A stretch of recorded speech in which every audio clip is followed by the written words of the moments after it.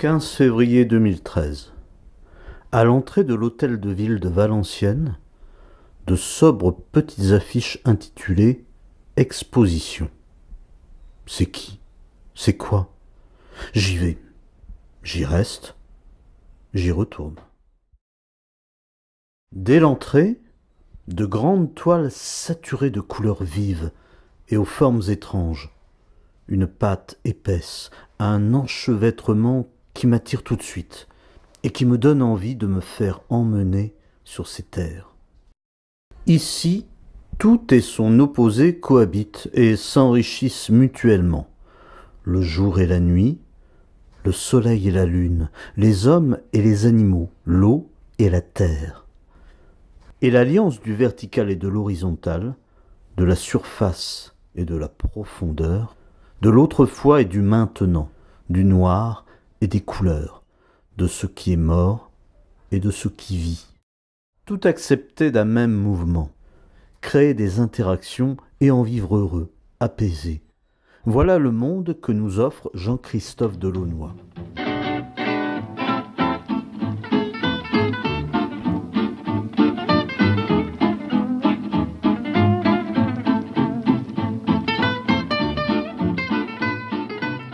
Il nous montre simultanément un monde de ruines noires, celui des restes de l'industrie et de la mine, et un autre luxuriant et coloré, celui de la nature avec ses campagnes et ses jardins peuplés par les hommes qui semblent en épouser naturellement les rythmes. Et tous deux, côte à côte, peuvent s'accepter, se répondre, s'enrichir, comme sur la toile à la croisée des chemins. Les arbres, au feuillage lumineux poussant dans les jardins pleins de vie, revendiquent leur armature noire et sèche, identique aux squelettes des arbres morts toujours debout sur la terre sombre et stérile de l'autre côté du tableau. Et déjà, ils ont enjambé la rivière pour s'installer denses sur la rive opposée encore noire. Les arbres sont partout, et l'un d'eux est l'unique sujet d'une très grande et très dense toile, l'arbre de la reconnaissance et l'arbre commun à la terre, à l'eau, au ciel, au jour et à la nuit, aux hommes. L'arbre au nom riche de sens, l'arbre lieu de vie.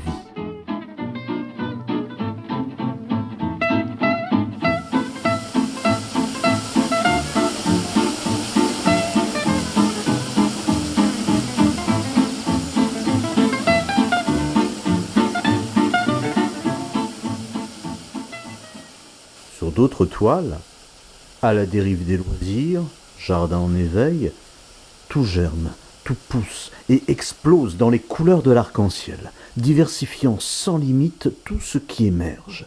Et bien sûr, l'eau indispensable est omniprésente dans les tableaux, libre ou canalisée, source et accompagnatrice de la vie quotidienne.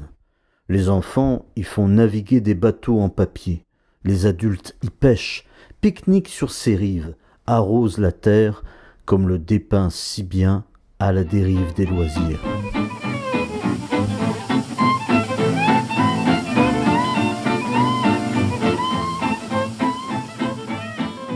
Il faudrait pouvoir raconter les 1000 détails qui fourmillent dans toutes les toiles de Jean-Christophe Delaunoy, se répondent de l'une à l'autre, donnant à la réalité un air de fête un peu surréaliste.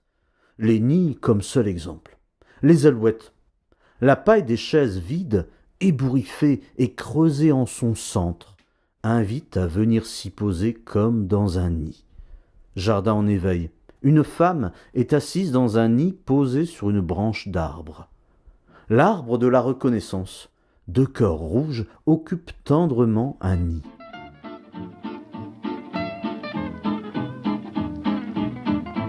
Ce monde vivant, fertile et coloré qui émerge, est-il vraiment nouveau ou une remontée à la surface du temps et de la terre d'un monde plus ancien, celui d'avant les mines et l'industrialisation du Nord? Il me semble trouver une réponse chez André Stille, notre grand écrivain valenciennois du XXe siècle, qui décrit un Nord assez semblable à celui peint par Jean-Christophe Delaunay. Dans Les Berlines fleuries, voici comment Steele parle de sa région d'Ernie. Par là, on voit mieux qu'ailleurs comme le rude et obscur paysage minier n'est pas sorti de terre vierge, grise, neutre, mais de la plus riche verdure, champs au rendement record de blé, de seigle, de betterave, trèfle et luzerne. Les adultes font un peu comme les enfants. Ils se retranchent dans une multitude de jardins.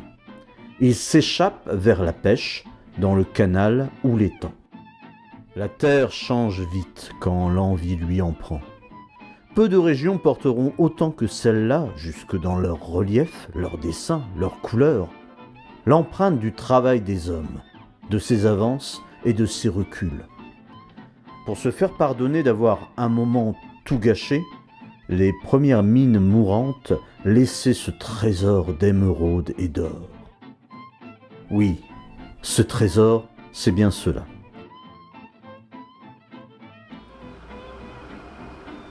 Reprenant le train plus tard dans la journée, j'ai traversé au rythme de l'omnibus des paysages d'hiver aux eaux gelées, aux arbres et aux jardins nus et sombres, maintenant pleins des promesses que nous dévoile Jean-Christophe Delaunay.